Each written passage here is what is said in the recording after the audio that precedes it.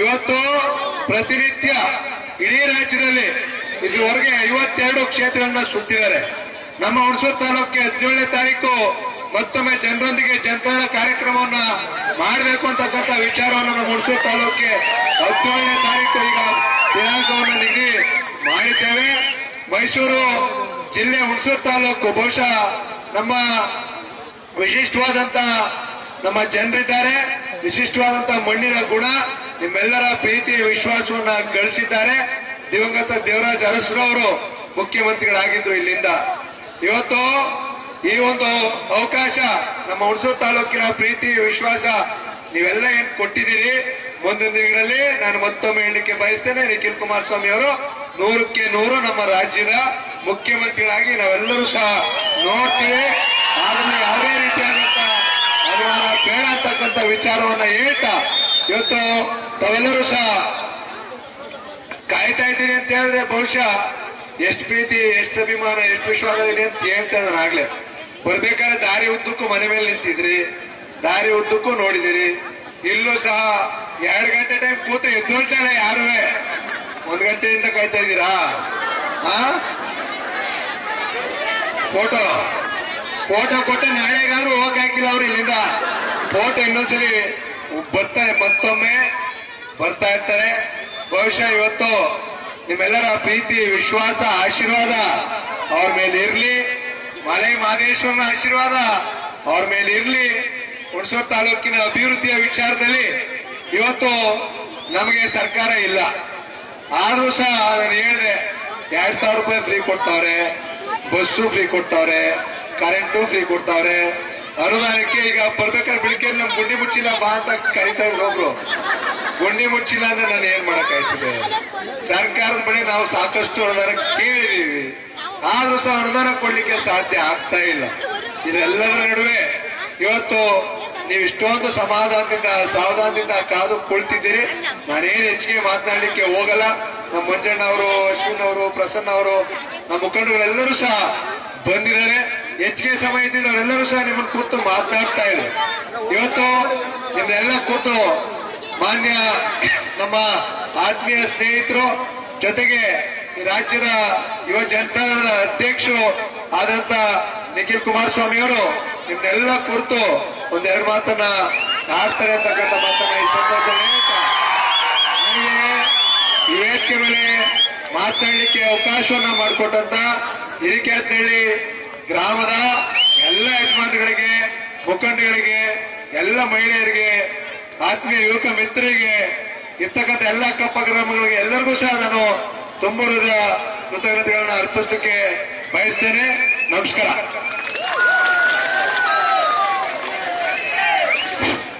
ನಮ್ಮೆಲ್ಲರನ್ನ ಕುರಿತು ಮಾತನಾಡಿದ ಶ್ರೀಯುತ ಹರೀಶ್ ಗೌಡರಿಗೆ ಧನ್ಯವಾದಗಳನ್ನ ಸಮರ್ಪಣೆ ಮಾಡ್ತಾ, ಮೊನ್ನೆ ತಾನೇ ನಮ್ಮ ಭಾಗದಲ್ಲಿ ವಾಣಿಜ್ಯ ಬೆಳೆ ಅಂದ್ರೆ ಟೊಬ್ಯಾಕೋ, ಆ ವಿಚಾರನ ಅವರು ಮರೆತು ಬಿಟ್ಟಿದ್ದಾರೆ ಅನ್ಸತ್ತೆ.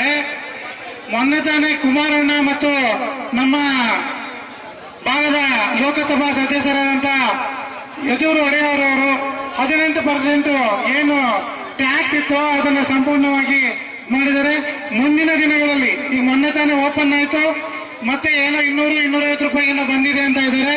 ದಯಮಾಡಿ ನಮಗೆ ಭಾಗ್ಯಗಳು ಬೇಡ, ನಮ್ಮ ರೈತರು ಬೆಳೀತಕ್ಕಂಥ ಬೆಳೆಗೆ ಉತ್ತಮ ರೀತಿಯ ಬೆಳೆಯನ್ನ ದೊರಕಿಸಿಕೊಟ್ರೆ ಸಾಕು. ನಮ್ಮ ರೈತರು ನಿಮ್ಮ ಸರ್ಕಾರಕ್ಕೆ ಇದು ಮಾಡ್ತಾರೆ.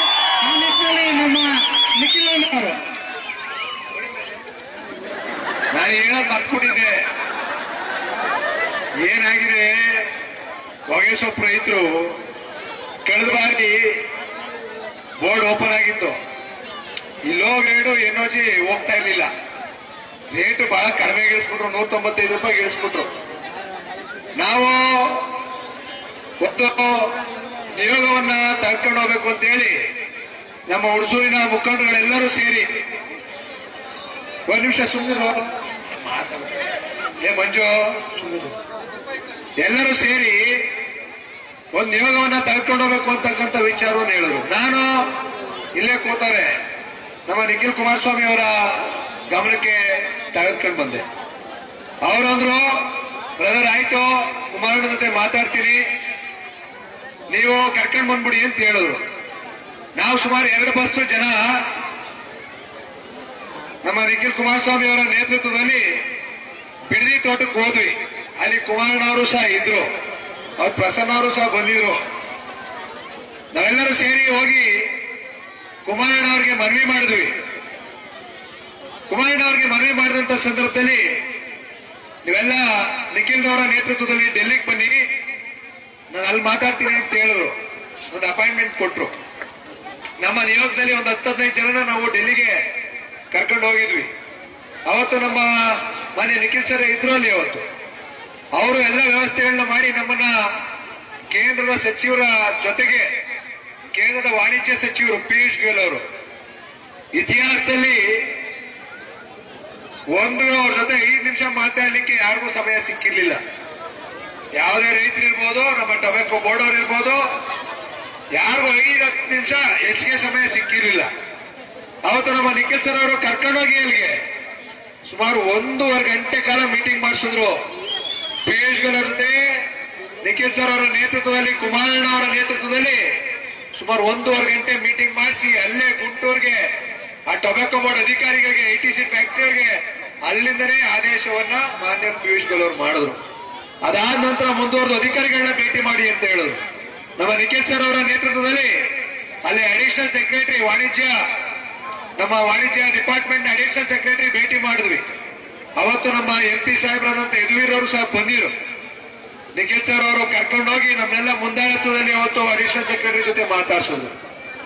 ಅವತ್ತು ಆದೇಶ ಕೊಟ್ಟ ದಿವಸದಲ್ಲೇ ಯಾವುದೇ ಕೇಳಿರ್ಬೋದು ಎಲ್ಲದಕ್ಕೂ ಸಹ ಅತ್ಯಧಿಕ ಮೊತ್ತವನ್ನ ಕೊಟ್ಟು ನಮ್ಮ ರೈತರನ್ನ ಕಾಪಾಡ್ತಕ್ಕಂತ ವಿಚಾರವನ್ನ ಅವತ್ತು ಮಾಡಿದ್ರು. ಇವತ್ತು ಬೋರ್ಡ್ ಏನು ಅಬಕಾರಿ ಸುಂಕವನ್ನು ಹಾಕಿದ್ರು ತಂಬಾಕು ಬೆಳೆ ಮೇಲೆ 18%, ಅವತ್ತು ಬಂದು ನಮ್ಮ ಸಾಕಷ್ಟು ರೈತರ ಮುಖಂಡರುಗಳು ಅವತ್ತು ನಮ್ಮ ನಿಖಿಲ್ ಸರ್ ಅವ್ರಿಗೆ ಬಂದು ಒಂದು ಮನವಿಯನ್ನ ಕೊಟ್ಟರು. ಅವತ್ತು ನಮ್ಮ ಬಿಡದಿ ತೋಟದಲ್ಲಿ ಮತ್ತೊಮ್ಮೆ ಯಾವ್ದೊಂದು ಕಾರ್ಯಕ್ರಮಕ್ಕೆ ಕರ್ಕೊಂಡು ಹೋಗ್ಬೇಕು ಅಂತ ಹೇಳಿ ಅವತ್ತೊಂದು ಮನವಿಯನ್ನ ಕೊಟ್ಟರು. ಅವತ್ತು ಮನವಿ ಕೊಟ್ಟದ್ದು ಕುಮಾರಣ್ಣವ್ರಿಗೆ ತಲುಪಿಸಿ ಇವತ್ತು 18% ಶುಲ್ಕವನ್ನ ತಗ್ಗಿಸಿ ಇವತ್ತು ಮಾನ್ಯ ಕುಮಾರಣ್ಣ ಅವರು, ನಿರ್ಮಲಾ ಸೀತಾರಾಮನ್ ಅವರು ಮಾತನಾಡಿದ್ರು. ಪಿಯೂಷ್ ಗೋಯಲ್ ಅವ್ರಿಗೆ ಮಾತನಾಡಿ ಇವತ್ತು ರದ್ದು ಮಾಡಿ ಇವತ್ತು ಬೋರ್ಡು ಓಪನ್ ಆಗಿದೆ. ಇನ್ನು ಬೆಳೆ ರೈತರಿಗೆ ಸಾಕಷ್ಟು ಬಂದಿದೆ, ಆದ್ರೆ ಬೆಲೆ ಮಾತ್ರ ಸಿಗ್ತಾ ಇಲ್ಲ ಅಂತಕ್ಕಂಥ ವಿಚಾರವೂ ಸಹ ಮೊನ್ನೆ ನಮ್ಮ ರೈತರು ತಿಳಿಸಿದ್ದಾರೆ. ಕುಮಾರಣ್ಣ ಅವರ ಗಮನಕ್ಕೆ ನಾವೆಲ್ಲರೂ ಸೇರಿ ತಂದಿದ್ದೇವೆ.